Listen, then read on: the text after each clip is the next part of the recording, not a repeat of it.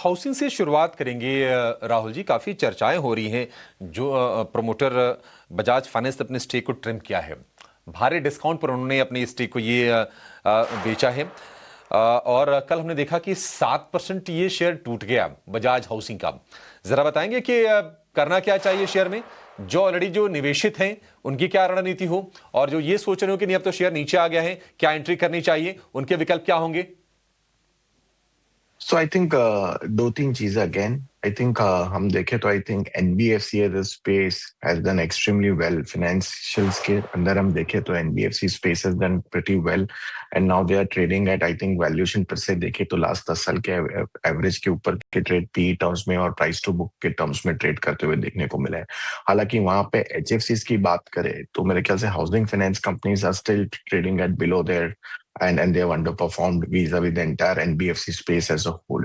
So there's a room for all this housing finance companies to get re-rated ये markets के अंदर। और जहां हम देख रहे हैं कि फाइनेंशियल एज अ सेक्टर पे क्लैरिटी और लग रहा है कि यहाँ से अभी भी और तेजी बाकी है, अर्निंग्स मोमेंटम कंटिन्यूड रह सकता है। तो बात करें Bajaj housing finance, obviously promoter के कल थोड़े मेरे ख्याल से मार्केट प्राइस से डिस्काउंट में ट्रेड करता है। तो मेरे ख्याल से ये भाव से in terms of valuation, in terms of growth, in terms of visibility, तीनों चीज मेरे ख्याल से ऑगर करती हैं बजाज फाइनेंस को ये भाव से। तो हमें लगता है कि यहाँ से डेफिनेटली लिया जा सकता है इन्वेस्टर्स को। तो यहाँ से 30% की अपसाइड मिनिमम मिल सकती है यहाँ से आने वाले थोड़े दिनों के अंदर।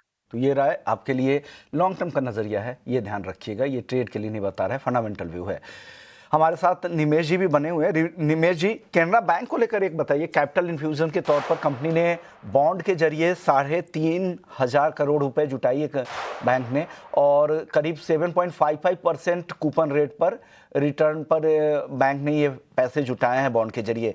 कैनरा बैंक को लेकर आपकी राय क्या बन रही? ओवरऑल ये पूरा पीएसयू बास्केट ही काफी अच्छा कर रहा है, क्या और पोटेंशियल है यहाँ से कैनरा बैंक में? जी डेफिनेटली, जिस तरह से पिछले दिनों में भी अगर देखें तो स्ट्रॉन्ग रनअप हम लोगों ने कैनरा बैंक में देखा है, और चार्ट स्ट्रक्चर भी काफी स्ट्रॉन्ग है। अनचार्टेड टेरिटरी के अंदर स्टॉक ट्रेड करा है और कंटिन्यूअसली स्लो एंड स्टेडीली नया हाई बनाते जा रहा है। अभी डेली चार्ट्स के ऊपर अगर बात करें तो कोई ट्रेंड रिवर्सल के सिग्नल नहीं है। मेरा मानना है कि ये मोमेंटम कंटिन्यू रहेगा, और जिस तरह से नया फंड रेज एक्टिविटी हुई है डेफिनेटली बैंक को आने वाले दिनों में ग्रोथ के लिए बूस्ट अप करेगी। तो कैनरा बैंक के अंदर व्यू बुलिश है। अगर कोई भी छोटा मोटा करेक्शन आता है तो as a buying opportunity consider की जा सकती है।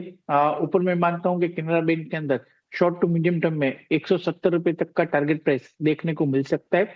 तो कोई भी अगर गिरावट आती है स्टॉक के अंदर तो बाय करके चलना चाहिए। नीचे की तरफ जो स्ट्रॉन्ग सपोर्ट एरिया बन रहा है वो 145 147 का बन रहा है।